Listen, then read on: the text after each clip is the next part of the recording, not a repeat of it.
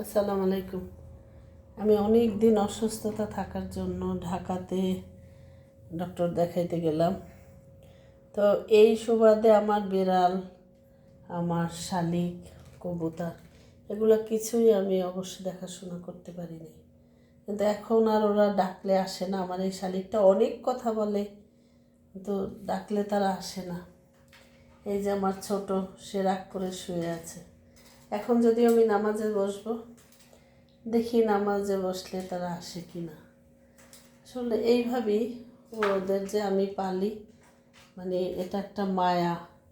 তো রাগ করছে ওরা, অনেক দিন তার মাকে পায় না, এই জন্য যে খাঁচার ভিতর ঢুকতেছে। আসো আসো, চলে আসো মা, চলে আসো মায়ের কাছে। সে আসবে না, অনেক রাগ করছে, অনেক কথা বলে ও। আর ছোট, উনি তো আছেই। আমার একটা বিড়াল মারা গেল, দুইটাই মারা গিয়েছে। তো ওদের যত্ন নিতে পারি নাই বিধায় অ্যাক্সিডেন্টটা ঘটছে। ছোট আমার উপরে এতই রাগ করেছে যে আমার কাছেও আসে না। ছোট, কি করেছি আমি বাবা তোমার সাথে?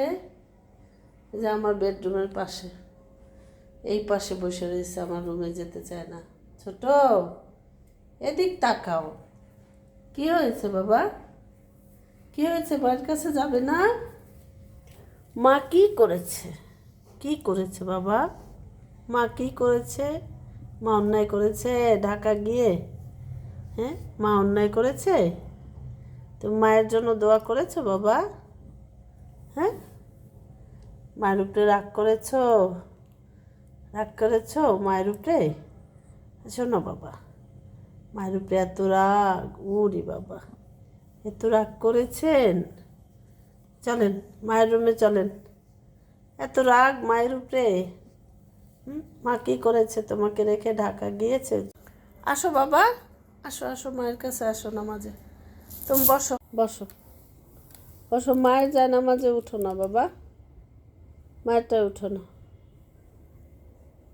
মায়েরটায় বসো না, তুমি ওইটাই বসো, ওইটা দিয়েছি, যাও যাও, ওইটাই যাও। অনেক রাগ করছে, অনেক দিন ধরে আমি ঢাকাতে, যার জন্য বিড়ালটা অনেক রাগ হয়ে গেছে। এটা অনেক আদরের বিড়াল, অনেক কথা শোনে, কিন্তু অনেক কষ্ট। এখন তাকাই দেখতেছো, মাকে দেখো, চুপ করে শুয়ে থাকো। তুমি চুপ করে শুয়ে থাকবা। বসো, যাও ওই পাশে যাও, তোমার পাশে যাও। মা নামাজ পড়বে না বাবা, যাও ওই পাশে যাও। ছোট, তাকাই আছে, যাও ওই পাশে যাও, যাও যাও। হ্যাঁ, ওইখানে বসো, তুমি ওইখানে বসো। কত রাগ, মায়ের সাথে মায়ের রুমে আসতে চায় না।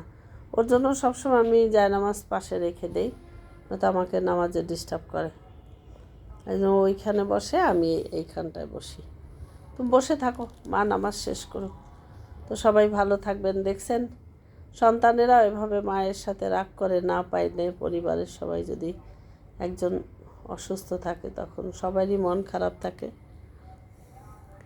আমার বাচ্চাদের তো অনেক মন খারাপ। তো বিড়াল, পশু পাখি, এদের মন তো আরও খারাপ থাকবে না, তো বুঝাতে পারে না।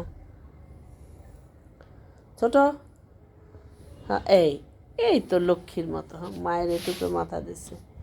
অনেক ভালো একটা বিড়াল। এত সময় বসে টানাটানি করলাম যে আসো মায়ের রুমে। বাবা, ছোট, এদিক তাকাও।